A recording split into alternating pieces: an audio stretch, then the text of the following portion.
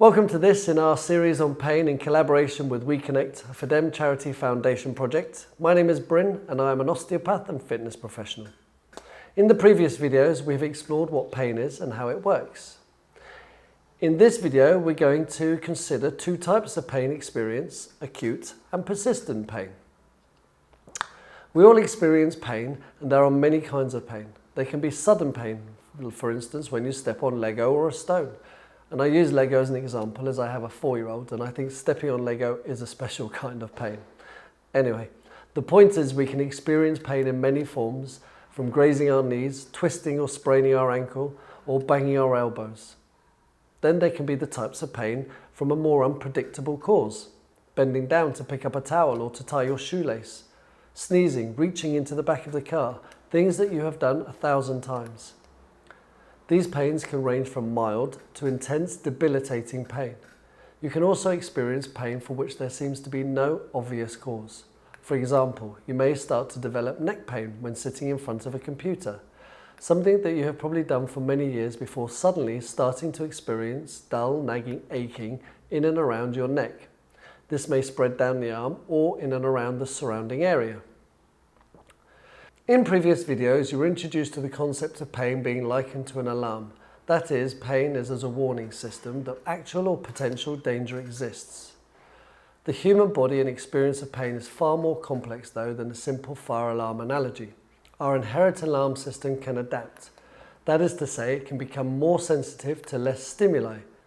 This can be due in part to many contextual factors surrounding someone's experience of pain, each of which is unique to the individual experiencing that pain. There can be no rhyme or reason for pain, and as an allied health professional, while it is our job to help you make sense of your pain, even we have to accept our limitations within our understanding of pain. Any information that convinces you or your brain that you might need protection, or that increases your danger alarm, can contribute to your pain. This is why pain is thought about more in terms of a sensitivity than damage. Yes, damage can certainly be a factor in pain, but it's not the only factor and you don't need damage to have ongoing pain. You and your nervous system can become sensitized, and this sensitivity can come from a number of areas in your life. Depression, anxiety, rumination, fear of movement, a low sense of control, the loss of meaningful activities or poor coping strategies are factors that might influence your sensitivity and your ongoing pain. There is a big difference in acute pain and persistent pain, and it may be more helpful to understand pain in terms of pain from actual tissue damage and pain from non-tissue damage. Pain from actual tissue damage will initially be felt as acute pain, with the acuteness serving the purpose of telling you that something needs to be addressed immediately. For example, spraining your ankle will initially be very acute in the first instance to inform you that something is wrong, and in the second instance to stop you from further damaging it, i.e. when you try to put weight on it. As the site of injury heals, so the pain signals abate. When this happens, the tissue goes through a normal cycle of healing. Problems arise when pain appears without any apparent tissue damage or injury, and/or persists after a natural or normal cycle of healing has occurred. This you might have heard referred to in the past as chronic pain. The term persistent pain is now the more commonly used term. This change in terminology is partly due to the fact that an individual can still experience acute episodes of pain on top of their persistent pain, generally referred to as flare-ups.